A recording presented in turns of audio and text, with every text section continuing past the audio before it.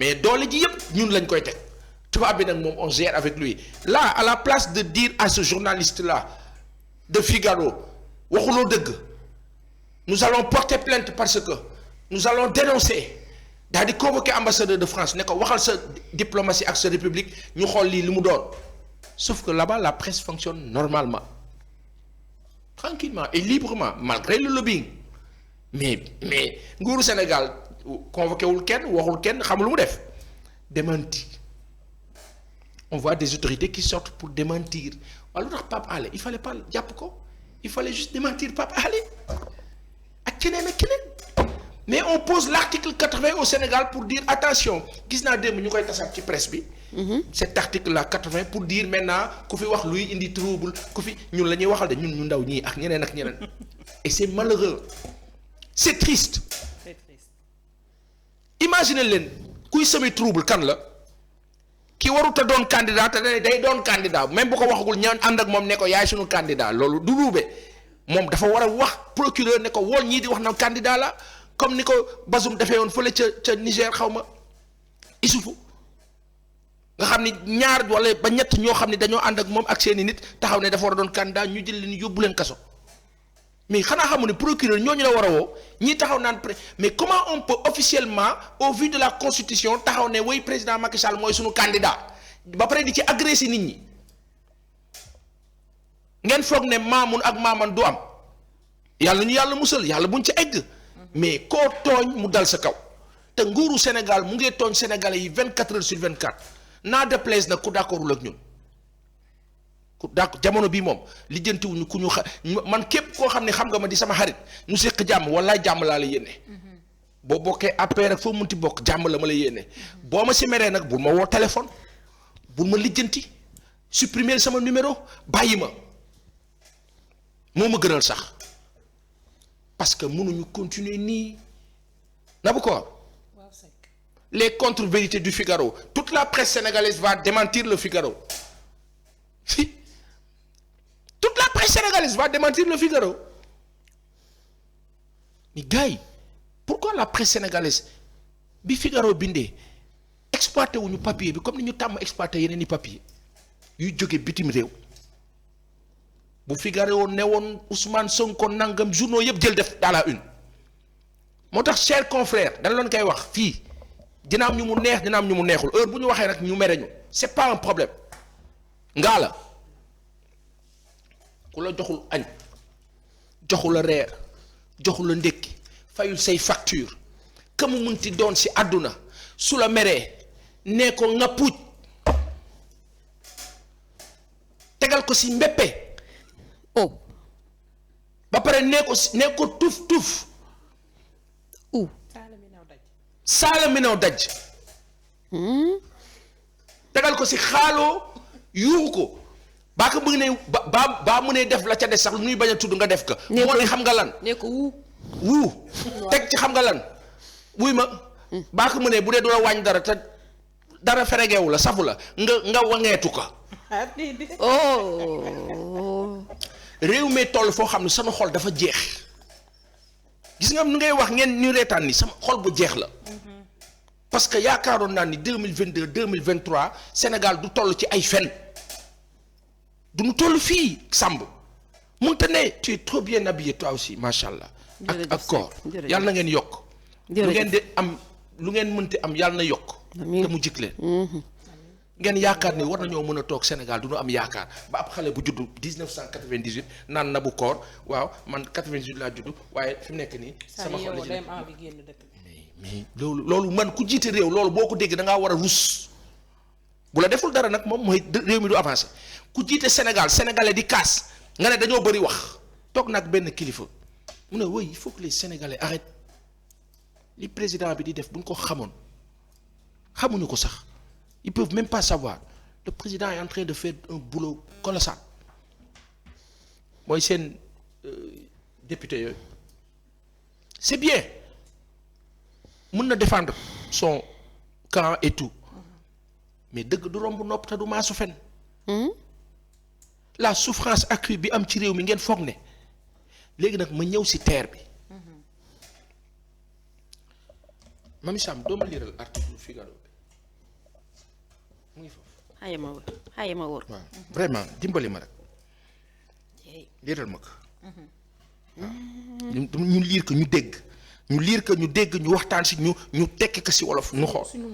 après tamit ñu wax tamit li nguur gi wax. beneen partie bi tamit nguur gi tamit li mu wax après ñu wax ko. waaye nanu liir li nga xam ni bu si kanamee daañu waxtaan aussi ak Mamadou Niang. moom moo jiite association wu accidenté yi. d'accord ñu wax ñu situation bu grave bi nga xam ni ñi nga xam ne ñoo accidenté woon fële ca route Kaffrine ba ak fa ca des. ña blessé ñeneen ñàkk a toppatoo gane si ñoom pour wax la réew mi fi mu toll au lieu nu lijjanti lu ñooñu ñuy lijjanti yu kenn xamul ak candidature boo xam ne warut a nekk et ba pare ne bu ko kenn wax yow liiral nu rek dimbali nu rek. te yàlla rek tax bu fekkee ni réew mi dañ koo bokk wala dañ cee bokk wala ñu dañ cee bokkul étranger yi fees fi dell am lépp ñun ñu jël ñu di ñu broyer benn groupuscule taxaw di ñu jaay doole. ba pare ne noppi leen ñu xëy démb di tas ay article 80 ne bu fi kenn wax ñun bu nu waxul fu ñu jëm bu nu waxul ay yat la ñuy jël yàlla bu ñu jël ay yat bàyyi leen nu wax dinañu am fu ñu yem nag ndax war ma ndax kilifa la waaye daanu wax suñu xalaat du dëgg. léegi moo xam ni fatt nañ ko de tout bord partout kenn mënul nooy lu mu nar a am ñu ne ko xaaf jël fattunu ba pare ne noppi leen pour lan du noppi de yàlla ñu yàlla may ñuy am possibilité wax ci wér ak lépp sàmm. ok tu as l'article avec am nga ko. waaw seen news de dellu si waat na si. dafa wax grosse révélation du Figaro. Sur la création du train express régional mu ne journal bi daf ne l'objectif était de réaliser pour la France à l'international 30% du chiffre d'affaires de la maison SNCF. mu ne c'est qu'Elisabeth Borne à l'époque à la tête de la RAPT espérait faire de ce projet sa vitrine. Dans le cadre de l'ouverture à la concurrence, d'autant plus que la régie n'exploitait aucun terre en France. Mu ne une ambition non poursuivie par celle qui lui a succédé à la tête de la régie. Mu ne mais le train dakarois s'avérait tout aussi important pour les projets d'expansion de la SNCF en Afrique et dans les pays émergents.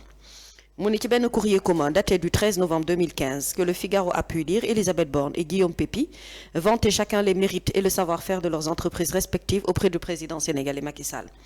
La SNCF se retrouvant seule, elle a aussitôt créé sur place la SETER, Société d'exploitation du terre, appartenant à 100% à la SNCF et adossée à une coquille vide appelée SNCF International, dirigée par Diego Diaz. Xam nga ko sa xarit la Diego Diaz. Da nga ko xam. kan Diego Diaz.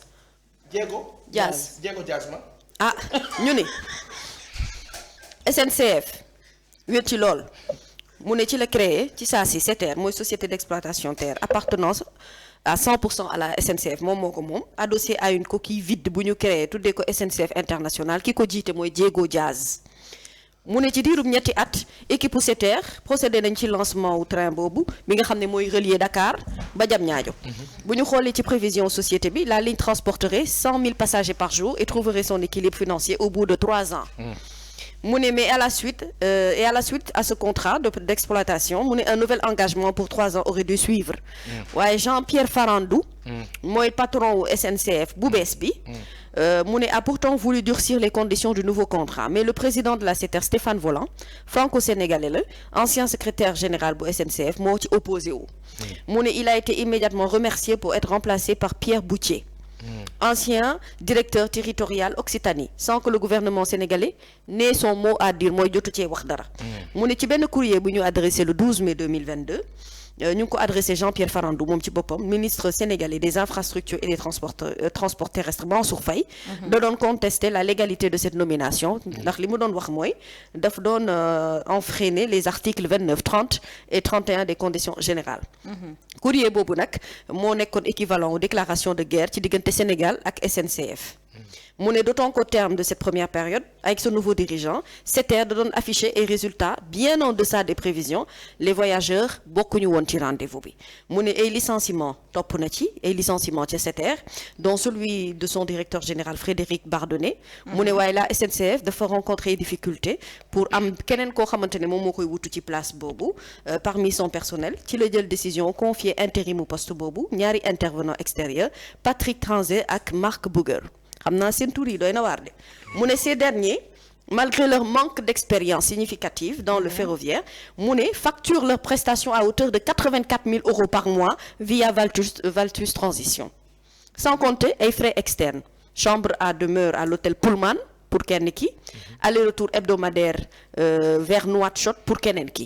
mu ne contractuellement déficitu SETER dafa nekk à la charge bu État Sénégal mais en raison de la situation internationale et de la forte augmentation du prix des matières premières mu ne celui-ci s'est retrouvé en difficulté ba pare multiplier et retard de paiement li ngeen foog du loolu de article bëri na de da nga bëgg ma dem ba ci suuf wala àggali mu ni un véritable irritant mu ne pour les consultants de la SNCF ñu multiplier et aller-retour diggante Paris ak Ndakaaru mooy capitale sénégalaise pour ñu mën a imposer seen ay conditions État Sénégal ak arrogance nag mu ne avec arrogance n'a pas manqué de souligner un membre du cabinet du Premier ministre rencontré sur place mu ne vu du côté sénégalais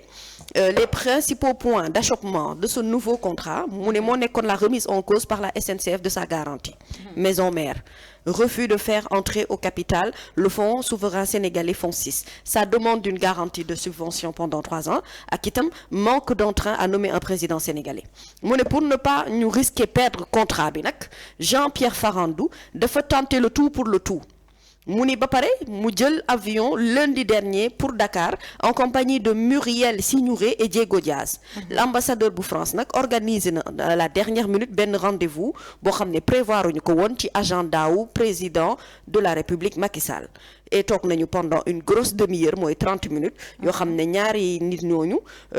jéem nañu ut ay solution benn terrain d'entente qui se révèle ne pas être à l'avantage du Sénégal voilà mu ngi noonu article bi foofu la jeexee passé. waaw léegi